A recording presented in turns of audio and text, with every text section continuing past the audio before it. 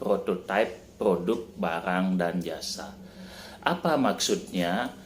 Ini adalah kemarin pada saat 3.8 KD 3.8 kita telah menerapkan proses kerja pembuatannya.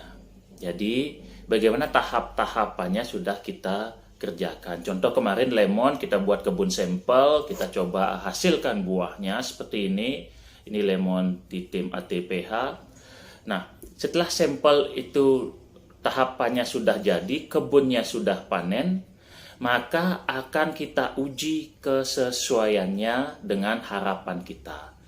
Nah, saat ini tim ATPH juga sedang membuat selai lemon. Nah, itu masih pada tahap pengujian. Jadi memang belum di launching ke pasar, masih tahap pengujian. Nanti kita akan tunjukkan fotonya ya, mungkin di sini fotonya. Nanti kita akan tunjukkan foto-foto selai dari tim ATPH karena lemon ini harus kita juga olah. Selain kita buat jus juga kita harus buat lebih banyak lagi produk turunannya sehingga lebih memiliki nilai jual yang lebih tinggi ketimbang hanya dijual buah segar seperti ini.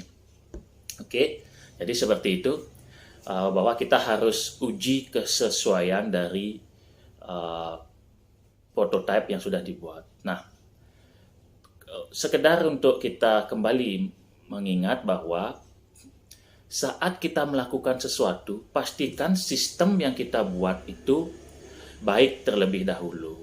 Jadi sistem dari awal bagaimana yang telah Bapak sampaikan di pertemuan-pertemuan berikutnya sebelumnya, bahwa sistemnya bertahap, bahwa dari brandnya dikelola baik, brandnya didaftarkan, prototipenya diuji, berapa biaya prototipenya, nanti baru kita hitung berapa biaya setelah diproduksi massal. Tujuan ini adalah sehingga kita mengetahui berapa sih biaya yang kita gunakan detail dan sehingga kita mengetahui berapa nanti porsi keuntungan yang kita miliki dan berapa berani kita mencari investor untuk berinvestasi di sistem ini.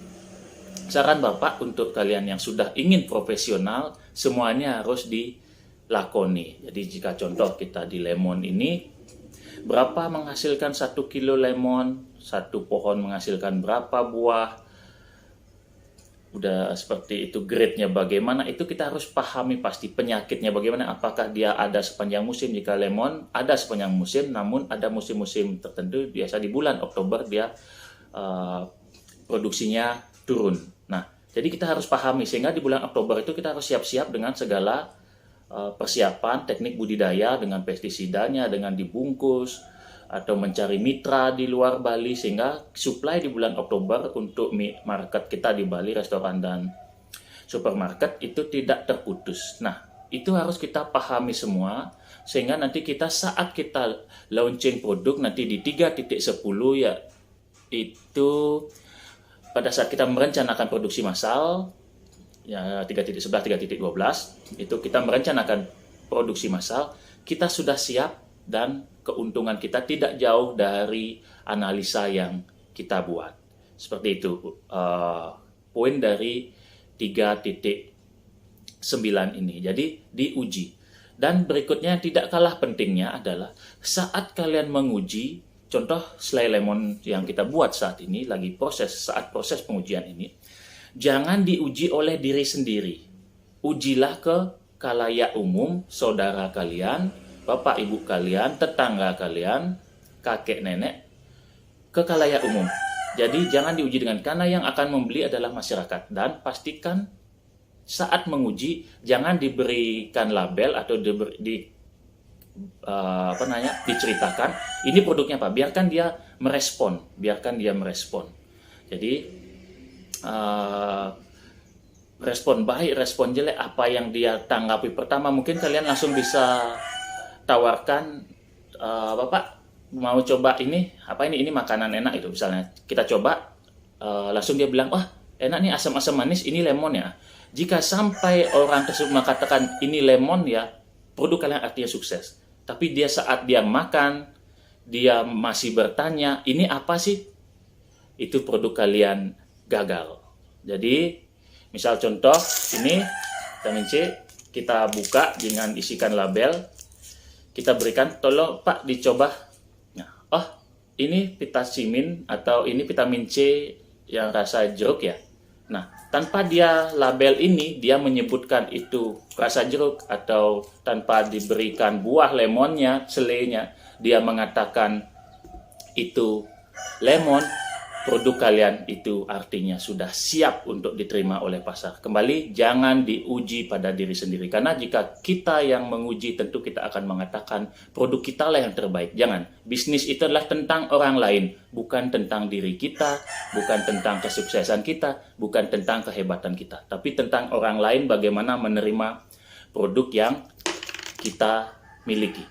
Jadi seperti itu untuk cara menguji prototipenya. Nanti menguji produksi massalnya hampir sama juga seperti itu, tinggal diperbanyak dan digunakan metode yang lebih jelas. Seperti contoh misal organoleptik, kita catat lebih jelas. Jadi itu kunci dari 3.9 ini. Berikutnya Bapak akan buatkan slide ilustrasinya setelah video ini untuk kalian.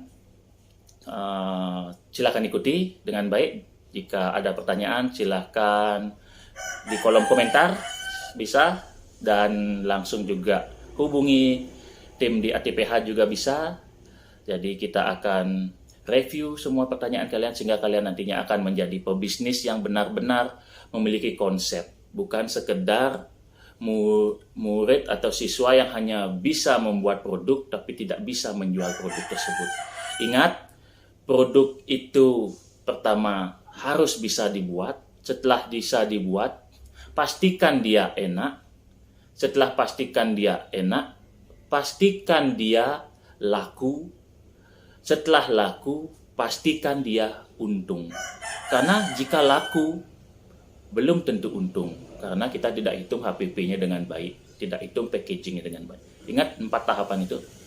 Tidak hanya bisa membuatnya saja. Jika hanya membuatnya saja, itu namanya praktek, bukan proyek. Kedua, pastikan dia enak. Ketiga, pastikan dia untung. Keempat, pastikan dia laku. Oke? Itu saja mungkin untuk video kali ini. Nanti kita lanjut ke slide presentasinya. Jadi salam sehat selalu. Salam ATPH Jaya. Baik, berikut adalah ilustrasi dari KD 3.9. Bagaimana semua prototipe atau sampel itu harus diuji kesesuaian fungsinya sesuai harapan kita. Contoh lemon, apakah rasanya pas kecutnya, mulusnya apakah pas, daya tahannya apakah sesuai dengan harapan bisa 1 bulan, bentuknya apakah mau pas, lonjong, dan apakah airnya banyak. Itu harus semua diuji sebelum kita luncurkan ke pasar. Jika sayur hijau hidroponik, apakah pertumbuhannya normal, apakah biaya HPP-nya sesuai dengan harga jual yang diharapkan. Nah, semua itu harus diuji. Nah, seperti contoh pada pembuatan selai lemon, semua takaran itu kita catat. Jadi tidak ada terjadi kesalahan, dan jika ada kesalahan cepat dapat kita lakukan perbaikan di produksi prototipe berikutnya. Jadi seperti ini pada foto bagaimana lemon dipetik dari kebun, dipetik yang premium, lalu kita jadikan produk olahannya. Apakah yang tidak premium bisa menjadi produk yang baik pula? Itu juga kita catat, karena tentu lemon grade B yang tidak masuk pasar segar premium, tentu itu harapannya dapat kita olah. Misalnya lemon grade B yang ada bercak, ada lecet karena sabit atau cangkul, itu kita bisa olah menjadi produk turunan seperti selai yang sedang kita kerjakan bersama tim ATPH saat ini. Nah, ini contohnya bahwa selai itu kita buat benar-benar dengan standar atau SOP yang tercatat. Memang bukan yang terbaik saat ini karena memang masih dalam bentuk prototype. Jadi berapa lama digoreng, berapa jumlah air, berapa gula, berapa lama dipanaskan, diaduk atau ditambahkan margarin dan lainnya, itu semua tercatat rapi di dalam suatu sistem, sehingga jika terjadi kesalahan itu cepat dapat kita lakukan evaluasi. Setelah sampel diperoleh, kemarin sudah kita buat sampelnya untuk selai lemon, maka kita uji kepada masyarakat luas. Kembali, jangan diuji kepada diri sendiri, karena jika diuji kepada diri sendiri, maka kita akan mengatakannya enak, karena terjadi subjektivitas. Apa yang kita buat, kita cenderung mengatakannya enak. Maka ujikanlah kepada masyarakat, kepada tetangga, seperti yang telah Bapak katakan di depan tadi. Ingat, kepuasan pelanggan adalah nomor 1 jika kita menjadi seorang pebisnis. Bukan tentang kita, bukan tentang kesuksesan kita, tetapi bagaimana tentang kepuasan pelanggan. Baik, itu saja untuk pertemuan kita kali ini. Jika ada yang ingin didiskusikan, silahkan kalian komen, dan jangan lupa like, subscribe, dan share juga channel ini sehingga bisa bermanfaat bagi banyak orang. Selamat pagi, sampai berjumpa lagi di video-video berikutnya.